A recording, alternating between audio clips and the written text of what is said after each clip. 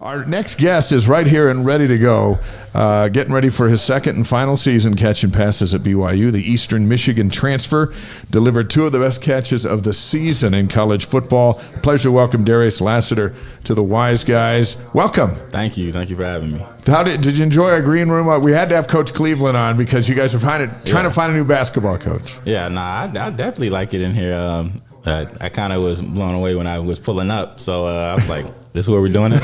Yeah, no, we don't. We tell people it's hidden. It's a hidden, special, super secret location because for safety reasons. But everybody pulls up, and then they come in and like, "Hey, there actually is a studio in there." Right? I was surprised. I was like, "Where are we finna do this at?" Well, we're glad to have you here. Did you play hoops in high school? A little bit. Yeah. So you could help the team out if they lost too many guys to the portal. Yeah, if you need me, I can suit up. You can do this. Yeah. After football season's over. We were having a conversation. Right. Who was it that we had on here? One of the defensive coaches. I can't remember if we had Jay. It might have been Jay. It was either Jay Hill or I can't remember if it was Jay or Sione or if it was Justin Anna. They've all been on. But we said who on the basketball team win a dunk contest, and your name came up. And they're like, we think Darius might win the dunk contest. That's an excellent choice. That's right. We did pick you. Now that Nick Billis is off the team, I think it's either going to be between me or JoJo or Kevin Doe. So JoJo can get up? Yeah, JoJo can get up. Okay. All right. So that would be a great. Yeah. So we said, okay, based on that, we're going to go with Darius. We went with you. Yeah. So great for slam dunk, I'm not mad at it. Okay, good. How excited are you for August 31st to get going again? I'm super excited. Just our first year in the Big 12. There's a lot of things that we wanted to do that we didn't accomplish, and then a lot of good things that we can build on from last year. Both quarterbacks coming in trying to battle, so just being there for them, both of them. So let them know they got a guy that they can rely on. I'm excited. Everybody's excited to get back out there and show what we can really do as an offense. We didn't have the year we wanted or expected to have.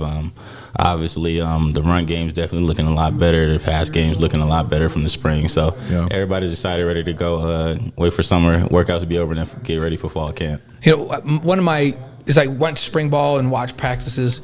Thing that jumped out to me was how deep the wide receiver room is. Like you guys have multiple talented receivers out there, which always helps the new quarterback, right?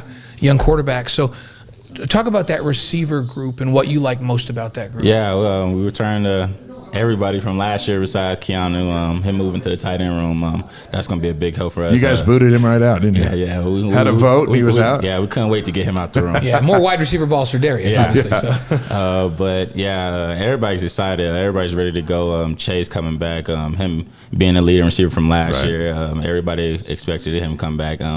Not too many people, we was kind of worried about me coming back with my waiver and all that. But once we got that, everybody's excited. I was ready to go.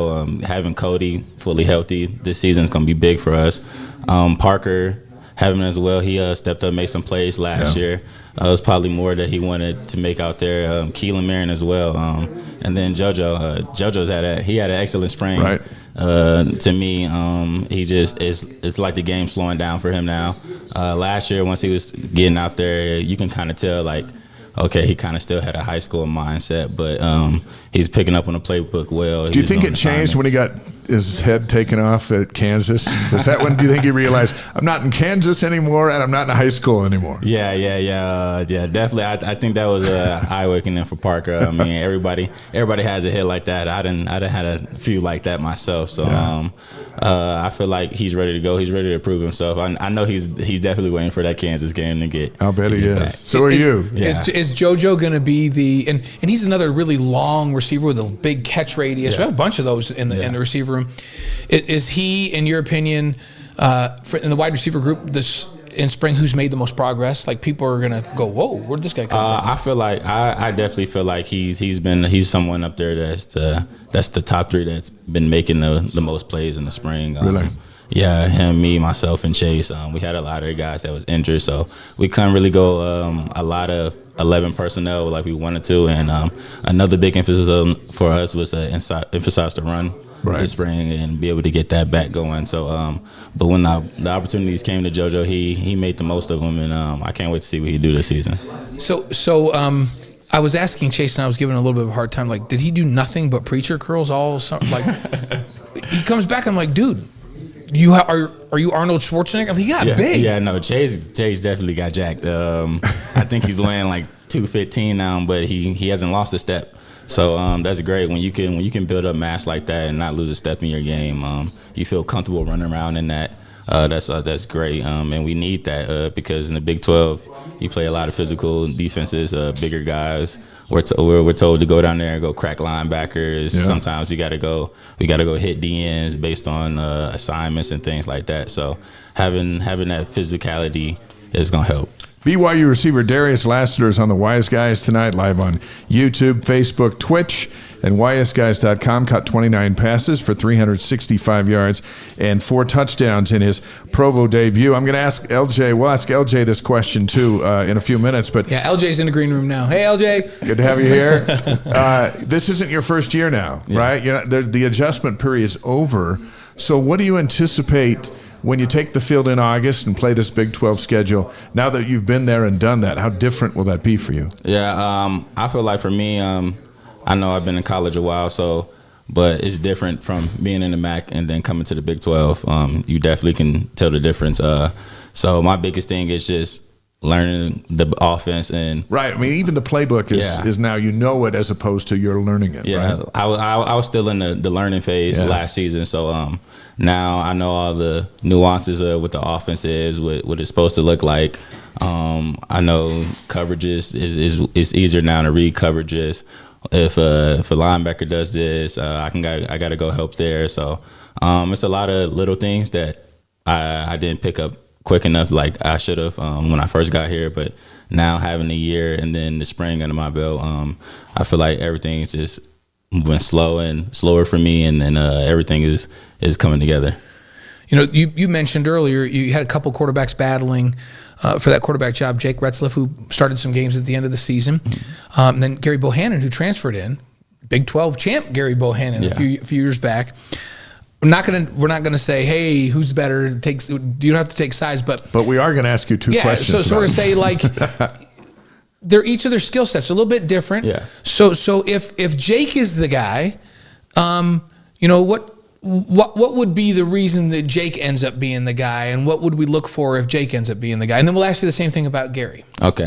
For Jake, I feel like just the game slowing down for him. Last year, he kind of just got, when Keaton went down, he kind of got thrown in the fire.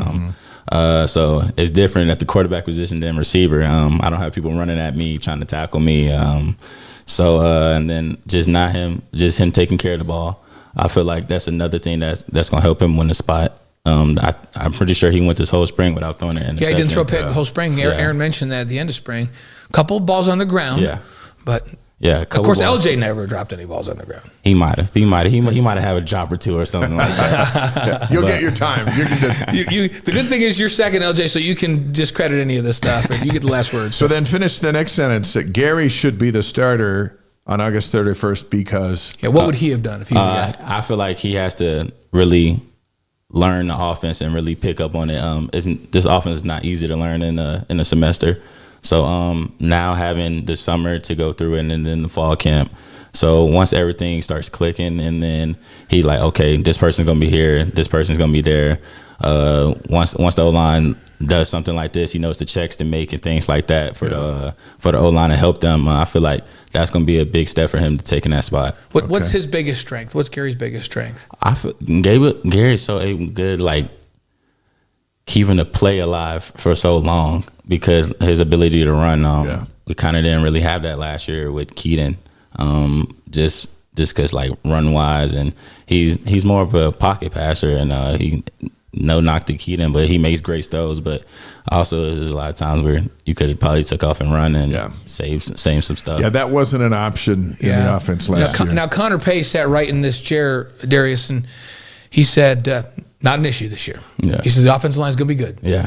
He told us they're going to be much improved. And I thought LJ, we're going to ask you about that too. LJ will have a good opinion on that, but he says that Connor says the offensive line is going to be significantly better this fall. And I believe it's a different intensity and physicality that the offensive line is playing in there with Coach Woods now. Yeah. What he demands out of them is excellence, and regardless, I know everybody's not perfect, but that's what he really wants them to strive for, and so that's what they've been doing this whole spring. You can definitely tell that they got physical, bigger, stronger. Everybody's moving better with their feet. So. Well, Coach Woods was sitting right there. Yeah, he came and talked to us too last week. But yeah, Gerry was here about a few weeks before spring practice, and we were just so impressed with his leadership. But then we were stunned by when he told us he enjoyed eating snapping turtle as a kid growing up. And we're like, what? That explains some stuff of why he's just a little bit like, Yeah, I didn't know that. I don't even know what snapping turtles is. Yeah, as he said, he goes. We said, "Don't tell us it tastes like chicken." He goes, "Well, it does. It tastes like chicken." But he was so excited to be here, and then we spent time with Jake as well, and it'll be an interesting battle. How tough was it for the offense when Keaton got hurt early and then got knocked out against Texas? You're 5-2 coming home from the Texas game and finished 5-7, but that jolt to the offense right there, what did it do to everybody? Yeah, it kind of when you lose your leader, your captain of the offense, somebody that runs everything, it hurts most definitely. A lot of people might say, okay, well, Keaton wasn't the guy. He didn't know how to run the offense, but he did, and he knew the offense very well. He knew what he needed to do. He knew where players were going to be before they broke on the ball. So it definitely hurt losing him, having his shoulder or his elbow, whatever it was that happened to him. So when you lose your quarterback, a lot of your offense is built around him because he manages everything, regardless in the run or the pass. It starts with him. And now the latest from the NFL is that he may get drafted. He had phenomenal workouts. Phenomenal workouts. I'm proud of him. Be the third straight draftee from BYU at the quarterback spot. Yeah. BYU knows how to produce the quarterbacks. Yeah. Yes, they do. Hey, we've been teasing LJ over in the green room, so LJ Martin coming on here in a minute. Let's make him squirm here for a second. How important is it for LJ in that running game to be improved this fall? And how does that run game help the pass game? Yeah, I mean, when you can run the ball, it definitely keeps the offense or the defense guessing, not knowing what you're gonna do. You can run a lot of play actions, and that's what we want to do. We want to get in the center, play action the ball, and take our shots deep. And just having LJ jump into the fire last year after losing Hinckley, Aiden for some games, and he stepped up and made a lot of good runs for us. So I definitely believe he's going to take that next stride. He had a great spring, and so now having Coach Woods, I feel like his productivity is going to go even more up through the charts. So the sky's the limit for LJ if he can stay healthy. Very good. Wide receiver Darius Lassiter on the Wise Guys, 6'3", 205, or are we about I'm 210 now. 210. Because up 5. I didn't mention that Darius also looks bigger out there. Yeah. See, but Darius was already kind of jacked, and now I feel like Chase felt like he had to outdo him. Yeah, he's been working on. Yeah. Chandler, Arizona. This fall, you'll face both Arizona schools. Arizona in Provo, Arizona State in Tempe. How much fun will that be? It's definitely going to be fun, especially the ASU game. I get to go out there and play them and beat them again. I did that when I was at EMU. Oh, so, nice. And how many Lassiters will be at that game? Well, last time it was definitely a lot. Everybody knew who family that was when we were playing. So most of my family is going to be out there. That'll be great. That'll be great. It'll be November when it's cold up here and you're playing in the sunshine down there. That's going to be a big night. We wanted to reminisce with you a little bit. We want to take you through your three big catches that you had last year and get your thoughts and remembering them. Let's start with this one: the touchdown catch at Kansas with your brother in the KU secondary. Your family's in the stands. You're playing where your late father played his college ball. Tell us a little bit about how that felt. It was a great experience. It was definitely emotional. Just being somewhere where my dad played, my brothers both played. Having my mom there with the split jersey kind of brought back a little more emotions than I thought it was going to, and then just having my family out there, it was nothing but a great experience on both sides. Win or lose, even though I wanted to win bad, so I can have that bragging rights over Quentin. But just having that opportunity to go out there, both me and him, is kind of something we always wanted to do, whether we was on the same team or opposite, and we had that opportunity. How about the one-hander against Texas Tech right in front of their bench, which made it even all the more sweeter? I believe that was Sports Center number 2 or 3. Yeah, something like that. Something like that. Phenomenal. Yeah. How many times you relive that in your head?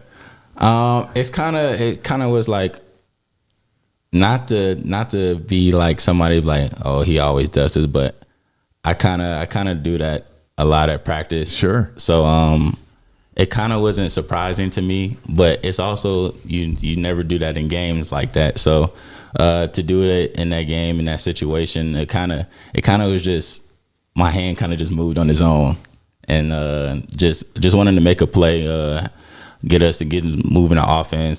Defense was playing great, so we wanted to go out there and put points on the board, and anytime the ball's in the air, I feel like it's supposed to be mine. Well, you did get a touchdown later in that drive. Yeah. So you got the highlight, and then you got the touchdown. Yeah, that was awesome. How about the 47-yard bomb against Texas? That was the longest reception of the season. It was like Lynn Swan out there. Yeah. Yeah, that was definitely my favorite catch of the season. I like that catch more than the one hand catch. Oh, did you? Yeah.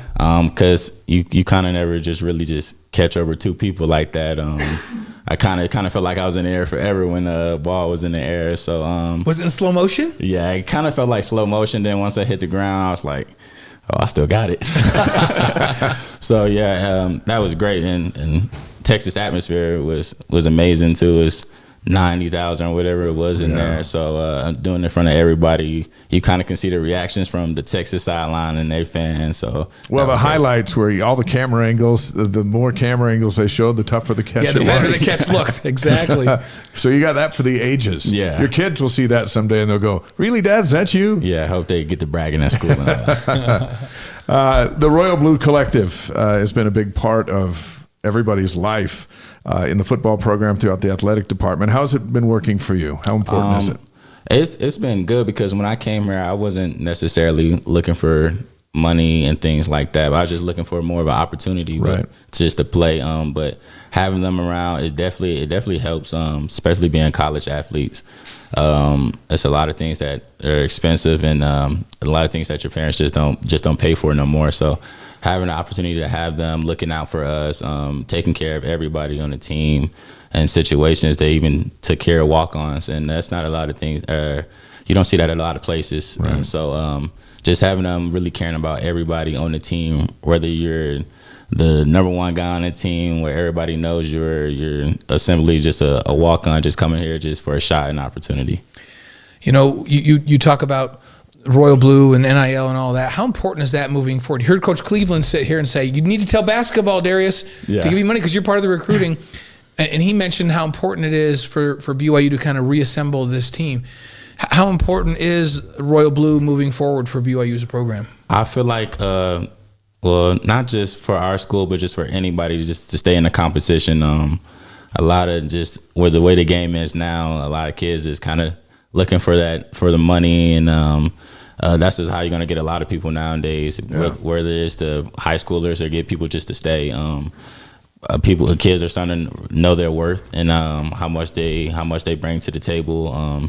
So it's kind of like they kind of get to dictate how much they get, where they're gonna stay or go. So I feel like it's big for us, especially being like a school that's held to a different standard. You gotta retain the players. So and is it good enough? Yeah. I think that's probably the big question right now. It's not deficient, but it's good enough. Yeah, it's definitely it's more than good enough. Yeah, really, that's great. All right, before we get you to 5 questions and we get you out and get LJ in, first play of the game. Either you going deep, are you going to run the fly and just say Jake or Gerry, put it up there and I'll bring it out? Or is LJ going to get the carry and hog most of the night?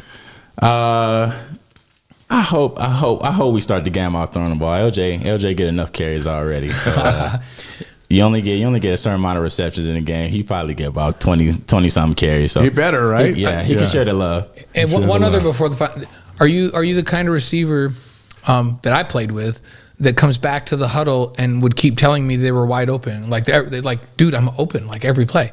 Do you go back and tell the quarterback I'm open? Like I'm open every play. I wouldn't tell him like say we're on the drive or something. I wouldn't say it like that. But when we come to the sideline, I go over a play that say he went to somebody else and we had an incompletion or something. I'd be like, hey, we go back to that.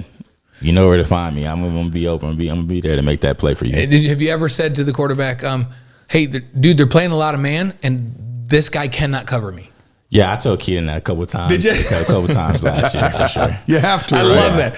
He doesn't know. You're back into the huddle. But Yeah. Blaine's receivers always told him. Every one of them told him they were wide Yeah, open. I'm all open the every time. play. I'm like, Yeah. everybody can't be open at every play, guys. Come on. Yeah, regardless if it's 2 or 3 people out there, I feel like I had 3 NFL guys with me. yeah. Yeah, well, we're open every play, dude. I'm like, okay. Yeah, somebody, me, Chase, or So, somebody. but I do remember, and I love receivers that come back and say, if it's man, cannot cover me. Yeah. So I'm here for you. I Yeah. love that. I love that. 5 questions for Darius Lassiter here on the Wise Yeah. Guys. And these, you're just supposed to, whatever pops into your head. All right. Because it's how we get to know you a little better. Your favorite sports movie? LJ, these questions are coming at you Pay later. attention, So. LJ. So Glory Road. Glory Road. Have we had that Road. one? I think we've had that one once Yeah. before. If I feel like the number one of all time on the show is probably Remember the Titans, right? That's pretty good. So That's close. okay. A favorite singer or band? Favorite singer, probably Chris Brown. Chris Brown. All right. Okay. All right. We're documenting these. Wait, who did we have?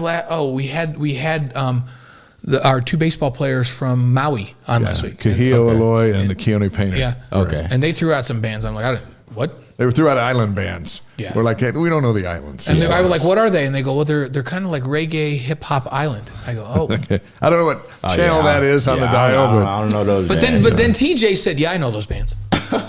No, Coach? I was like, go Coach. He's hip. Hey, Coach TJ, he surprises me. Definitely how he comes in the locker room. He had a nice kicks on. He listened to the music we listen to, so he surprised. So he me. went like, he's like, yeah, I know the 2 bands. I don't know that one, but I know those 2. And I was like, wow, TJ, okay. Yeah. So your favorite breakfast cereal? Frosted Flakes. That's a classic. I had some this morning. I debated between Frosted Flakes and Cinnamon Toast, not Cinnamon Toast Crunch, Cinnamon Life, to eat right before I came to the show. I did Cinnamon Life. Next time I'm going to choose Frosted Flakes. Yeah, I don't think I ever heard of Cinnamon Life, but Cinnamon Toast Crunch is definitely up there. Yeah, that's a good one too. We've got our live streamers on from all over the world tonight. And let's see, BYU Sports Attic. I remember seeing your mom in the split jersey in the Kansas game. And Kent says, Darius Lassiter, one of my favorite players, which is not a knock on LJ. I appreciate that. Darius is getting his time. But you hold got a lot that of over fans. LJ. Yeah. It's a lot of fun. Okay, here's question 4 for you. Your favorite football moment. Doesn't have to be at BYU. Favorite football moment ever. I'll probably say just my first collegiate touchdown when I was at JUCO. Oh. Do you remember who it was against? It was against Independence. Okay. Was it phenomenal or was it a 2-yard out? No, I think it was like a 60-yard bomb or something. Okay. Like Oh, that. All right. that makes it memorable. Yeah. So- Yeah, that's cool. And the last one, your favorite thing about BYU? I just love how much of a family environment it is. Guys really caring for each other. You don't get that everywhere. Coaches really reach out to you, whether it's you're in a good mood or say things is not going right in your life. They reach out. They show that they care. And that's something that a lot of college athletes need. You're far away from your families.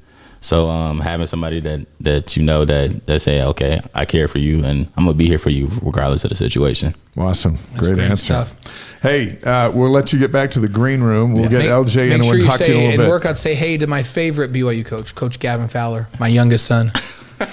I got you. Yeah. Did you know that? Wait. Gavin's my youngest son. Really? Yeah, Coach Fowler, yeah. That's crazy. I did not know Yeah. that. That's because Yeah. Blaine looks so young. Yeah. Yeah. Yeah. I thought you was 29. You thought Gavin, no, Gavin's 29. Yeah, I thought you were. No, you're the nicest. You That's can, it. You can get back Darius on the is show the best anytime. guest that's ever been on the show. as of Darius right now. Lassiter. So- All right, Darius, thank you so much. Thanks so much, Darius.